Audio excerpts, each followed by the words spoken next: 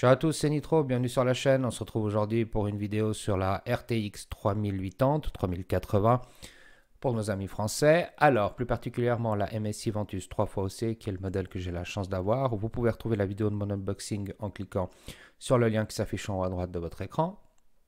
Alors, j'ai choisi ce modèle parce que j'aime les modèles sobres. Voilà, j'aime pas tout ce qui est RGB, tout ce qui est pin d'alimentation supplémentaire pour aller bencher sur divers sites de classement. Voilà, ça m'intéresse pas. Moi, ça m'intéresse d'avoir une carte qui ait des bonnes performances, qui soit silencieuse et qui soit sobre. Voilà, c'est pour ça que j'utilise ce genre de composants dans mes PC. Typiquement, là, j'ai un Fractal R6, Fractal Define R6 vitré avec 2-3 touches de blanc et un Dark Rock Pro 4. Donc voilà, c'est ma vision moi du PC, sobre, puissant et silencieux. Voilà, on passe vite fait sur les spécificités de cette carte. Alors MSI a choisi du graphène pour ses backplates sur tous ces modèles d'ailleurs de cette série. C'est joli, moi je trouve ça très joli et puis ça fait le taf, vous verrez. Les Torx 3.0 sont des très bons ventilateurs, je vous passe tout ce qui est marketing, mais bon, vous avez un mode 0 vitesse, les fans à 0 quand ils sont en repos. Voilà, on voit que ça a été travailler au niveau du renforcement parce que la carte est quand même c'est un beau bébé comme on dit.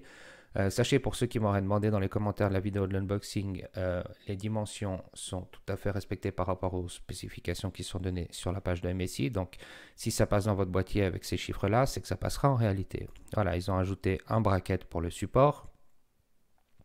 Donc un support bracket, pardon, je fais des anglicismes, mais voilà, une barre de maintien qui fait très bien le taf aussi, c'est nickel. On s'arrête encore quelques secondes sur les ports disponibles, un HDMI 2.1 et 3 DisplayPort 1.4a. Donc moi j'utilise sur ma télé QLED 4K là, ce port HDMI.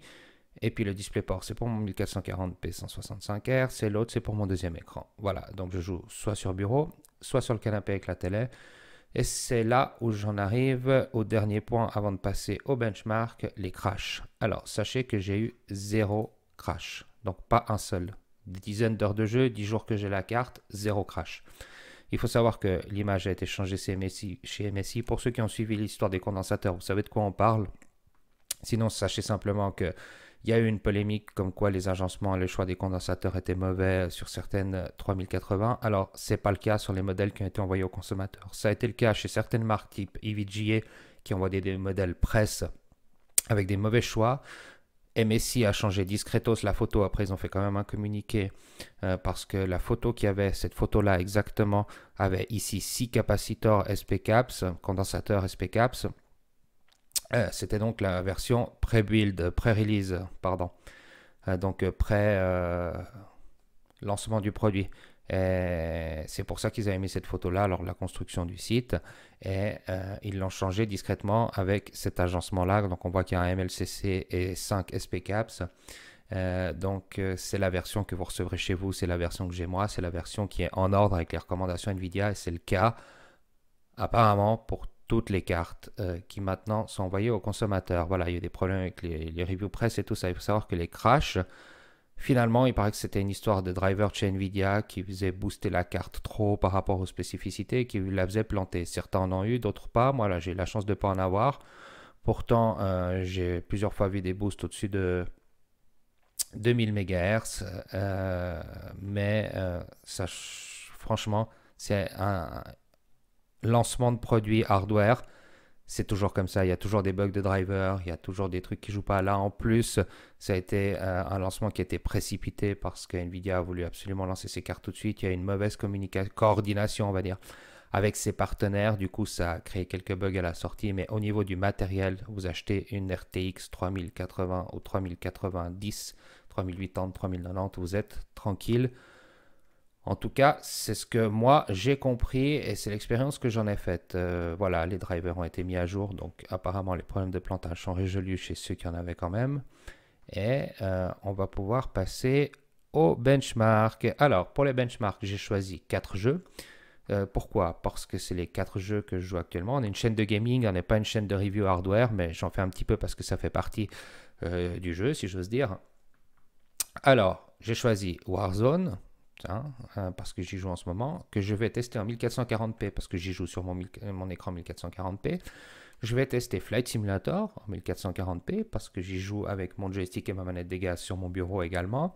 Et je vais tester Mafia Definitive Edition que je joue sur ma télé 4K. Donc en 4K, et je vais tester aussi F1 2020 qui est un jeu que je joue à la manette sur mon canapé aussi. Donc du coup, ce sera 4 jeux de résolution différentes propres à l'utilisation que j'en fais. C'est un peu du performance dans la vraie vie, je voudrais dire. Hein. Ça change des gros tableaux de chiffres qui sont très très intéressants et très instructifs, mais qui ne reflètent pas forcément l'expérience que vous aurez à la maison. J'espère que la mienne va pouvoir vous aider à faire votre choix. Moi, sachez que je suis très très satisfait de cette carte. C'est enfin le pas que j'attendais.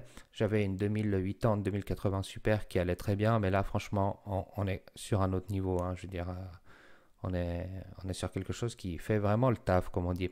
Allez, on perd plus de temps, c'est parti, on se lance. On va aussi parler de température, de bruit. Mais on se lance déjà avec Mafia Definitive Edition en 4K, réglage maximum et une moyenne FPS, comme vous pouvez le voir, à 76.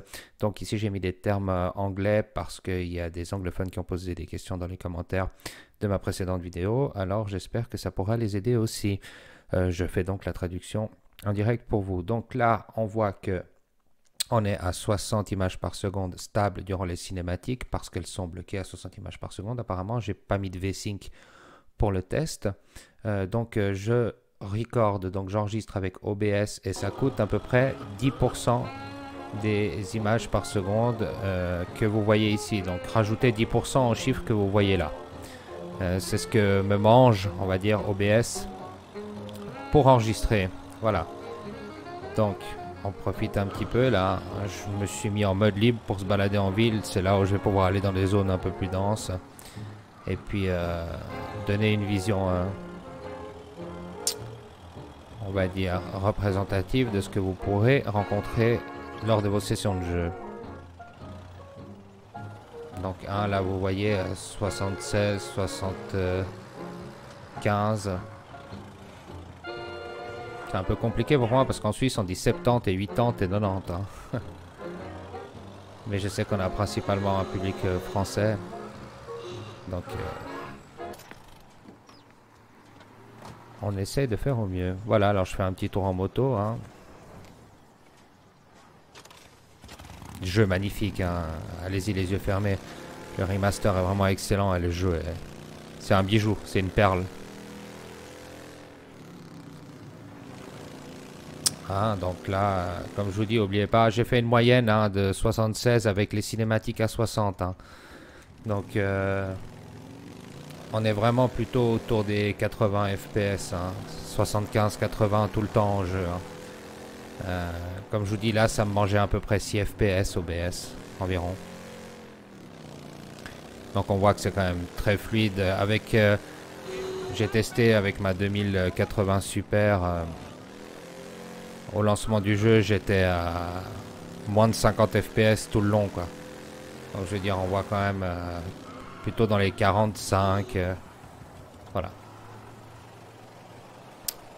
Très satisfaisant en tout cas. Hein. Vraiment, ça s'est fait avec plaisir. On va gentiment passer au jeu suivant. J'ai choisi de vous parler de Flight Simulator 2020. Cette fois-ci en 1440p Ultra, toujours. Donc avec les Ultra Settings, on a vraiment le bon test, parce que c'est un jeu qui, à mon avis, doit se jouer comme ça pour en profiter. Et on a choisi d'être au-dessus de Tokyo. Donc c'est avec la mise à jour japonaise qui vient d'avoir lieu là, pendant que je tourne cette vidéo. Et on voit qu'on est à 47 FPS, donc il y a toujours un 10%. Sur Flight Simulator, c'est encore plus flagrant parce que j'enregistre avec mon CPU qui, quand bien même, est un 3900X12 cœur. Je veux dire, Flight Simulator est une horreur au niveau de l'optimisation. Je veux dire, CPU, ce jeu est CPU bound, hein, je veux dire, limité par le CPU et clairement pas par la carte graphique. Bon, En tout cas, oui, parce qu'il va taper fort dedans, mais c'est vraiment particulier. Ça, c'est pas un jeu, c'est un simulateur. Et ça change pas mal de choses. Mais on voit qu'on est très stable. Donc là, à l'intérieur du cockpit, vous vous dites, mais pourquoi est-ce qu'on a moins de FPS? Ben, c'est simplement parce que il y a l'ordinateur de bord qui est calculé en temps réel et qui nous affiche des informations qui sont calculées vraiment par le jeu. Et aussi l'affichage, on voit des commandes ici. Alors de base, même en ultra, je crois que c'est en médium, hein, le taux de rafraîchissement de l'écran, ce qui va très très bien. Hein. Le mettez pas en low parce que sinon vous aurez l'impression que votre écran lag. Et si vous le mettez en high, vous allez avoir des FPS mangés sur n'importe quel système qui vous apporteront rien de particulier. Mais je crois que le réglage par défaut en ultra, c'est médium. Je ne veux pas dire de bêtises, en tout cas là il est en ultra. Donc vous voyez qu'on se situe dans la moyenne des 50 FPS en rajoutant toujours les 10% qu'on perd à peu près. Il y a quand même beaucoup affiché en au-dessus de Tokyo. C'est la ville, une des plus grandes villes du monde. Je vais dire, donc j'ai choisi de venir ici à basse altitude pour vraiment avoir un scénario qui est assez contraignant au niveau du rendu du jeu. Voilà, je vous fais aussi un décollage en vue externe, un petit peu de vue interne. Vous voyez que le décollage, c'est là où ça mange le plus. Là, je crois qu'on est à Milan. Tout à fait, c'est ça, Milano Malpensa.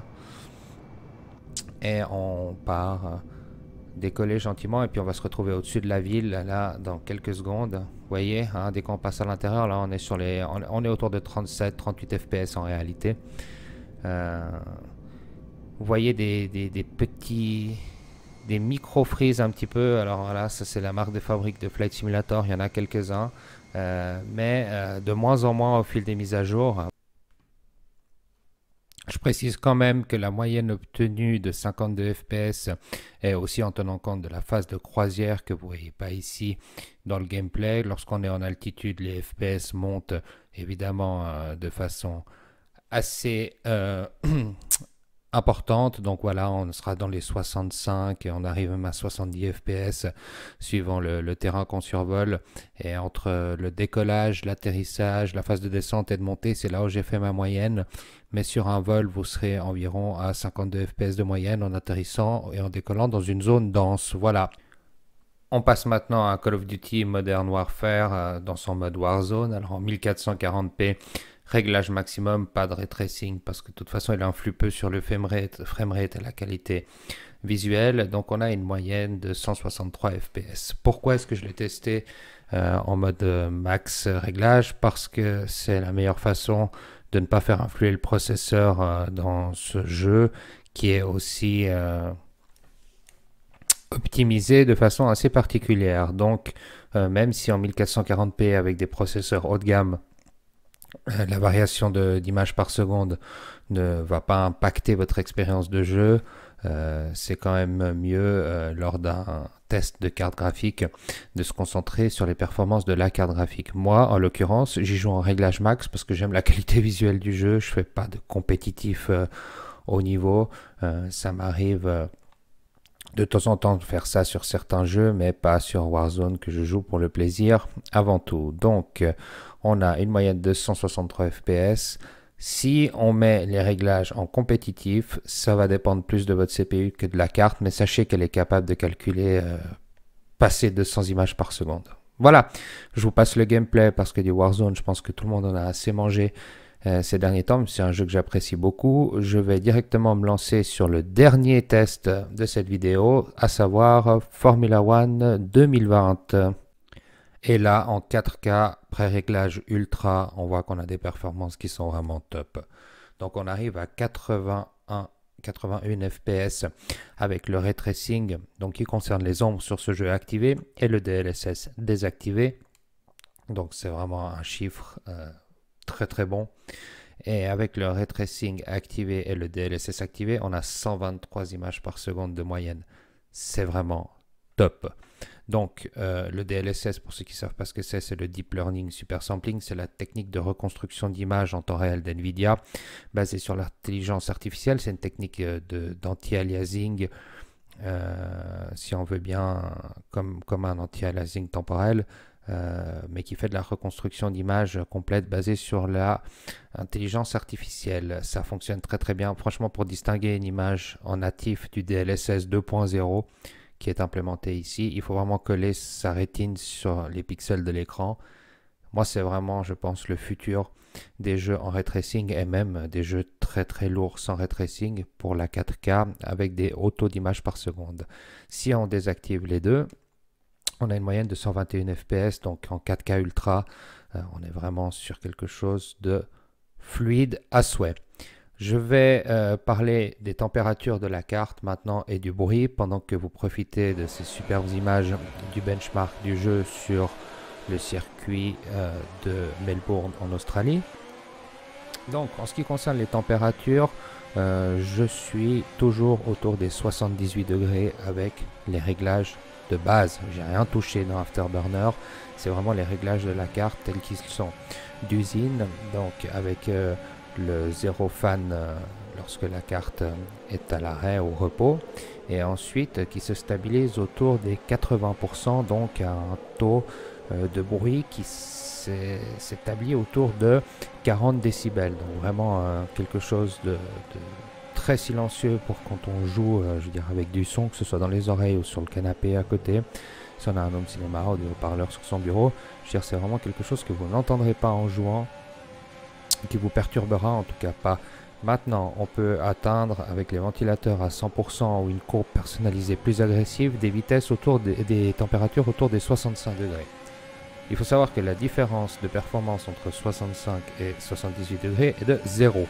Je veux dire, la température limite d'usine de la carte, avant d'arrêter de booster, enfin d'avoir une pénalité de 15 à 20 MHz par degré, je crois, sur le boost, est à 83 degrés. Donc, on les atteint jamais avec les réglages d'usine de la carte, et elle reste très silencieuse. Si maintenant vous voulez avoir des températures plus basses, parce que, je sais pas, parce que vous avez envie, eh ben, vous pouvez le faire, mais vous aurez une pénalité de bruit. C'est la même chose avec la carte d'Asus qui a des très bonnes, l'Asus TUF qui a des très bonnes températures avec le mode BIOS performance, mais à ce niveau-là, je veux dire, la carte va faire du bruit. Si maintenant vous mettez le mode silencieux, la carte va chauffer plus en faisant moins de bruit.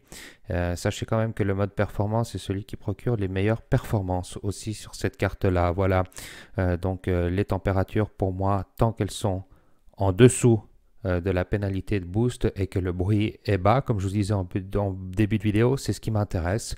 Sachez encore que la température de la pièce dans laquelle je joue et que j'ai réalisé ces tests est d'environ 22-23 degrés, que ça a été réalisé dans mon boîtier Fractal Defend R6 Tempered Glass, donc vitré fermé, donc dans des conditions réelles qui reflètent les températures que on a effectivement en jeu.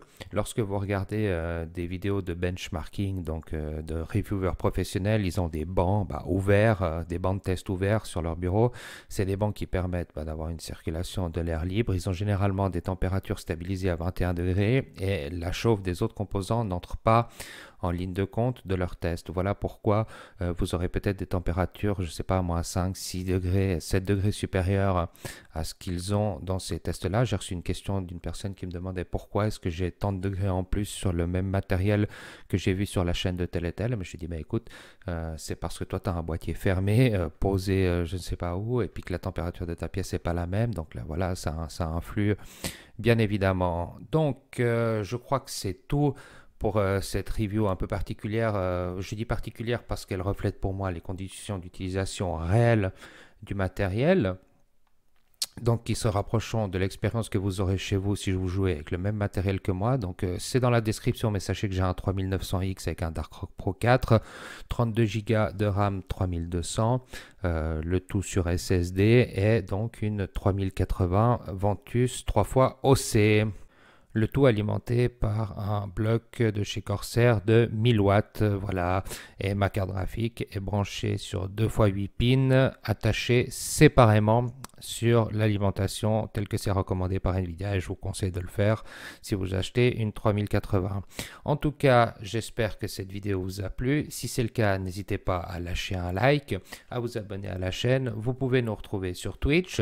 Là, on fait du streaming, je dis on parce qu'on est deux sur cette chaîne, mon pote Kunpoup et moi-même. On fait du stream de plein de choses sympas. Vous verrez, rejoignez-nous, c'est cool. Et puis, vous pouvez aussi visiter sa chaîne personnelle Kunpoup pour les amateurs de PES et de modding. Il y fait vraiment du travail topissime. En attendant, portez-vous bien, tout de bon et à bientôt.